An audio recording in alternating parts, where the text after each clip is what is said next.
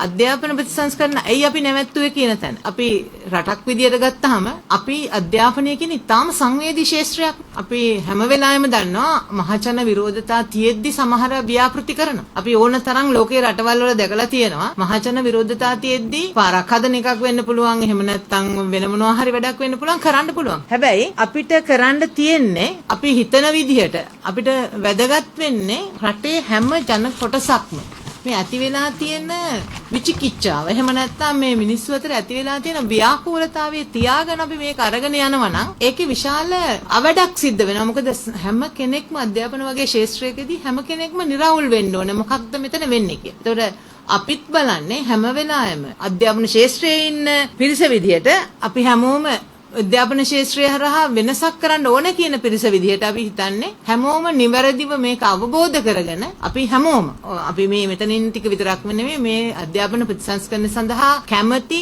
තමන්ගේ දරුවගේ ජීවිතේ වෙනස් වෙනවට කැමැති උසස් ජීවන මට්ටමක් ළමයින්ට ළඟා කර දෙන්න ලෝකෙට ගැලපෙන දරුවෙක් නිර්මාණශීලී දරුවෙක් සහකම්පනයේ තියෙන දරුවෙක් නිරෝගී දරුවෙක් බිහි කරනවට අධ්‍යාපනය හරහා කැමැති හැම කෙනෙක්ම තමයි මේ අපි ඇතුළේ ඉන්නේ. මේ අපි කීප දෙනා විතරක් නෙමෙයි. ඒතකොට ඒ හැමෝටම ඕනේ කරන්නේ මේ ප්‍රතිසංස්කරණ ගෙනියන්න. ඕන තරම් ට්‍රයල් ඇන්ඩ් එරර් යනවා. හැබැයි අපිට සියල්ල සම්පූර්ණ කළ 100%ක් නිවැරදි කරගෙන අධ්‍යාපන ප්‍රතිසංස්කරණ අරගෙන යන්න බෑ. ඔයිට කලින් අධ්‍යාපන ප්‍රතිසංස්කරණ වලට ඇතුණු තත්ත්වයන් ඕගොල්ලෝ දකින්න ඇතින්. ඒතර අපි රටක් විදියට නැගිටින්න ඕන නම් අපි හැමෝටම තියෙන්න ඕනේ පොදු හැඟීමක්, ජාතික හැඟීමක්, දේශප්‍රේමී හැඟීමක්. එහෙම පුද්ගලයෝ මේ අධ්‍යාපන ක්‍රමය හරහා බිහිවුන් නැති හින්දා තමයි අපි මෙච්චර වැදගත් ප්‍රතිසංස්කරණයක් අරන් එනකොට පටු දේශපාලන අරමුණු වලින් මේ වගේ ව්‍යාකූලතා මිනිස්සු අතර ඇති කරන්නේ. ඒතර මේ බොරුවනේ සමාජගත කරන්නේ. ඔයගොල්ලෝ දකින්න ඇදනේ පෙළපොතේ ධර්ම චක්‍රයේ තියෙන එකට විරුද්ධව කෑ ගහනවා. හැබැයි පෙළපොතේ ධර්ම චක්‍රයේ තියෙන එක තාම පැහැදිලිව විද්‍යාත්මකව තමයි ඒක නිර්මාණය කරලා තිබුණේ. එතකොට ඒ අනවශ්‍ය බිල්ලෝ මවන්නේ දේශපාලන සරණාගතයෝ.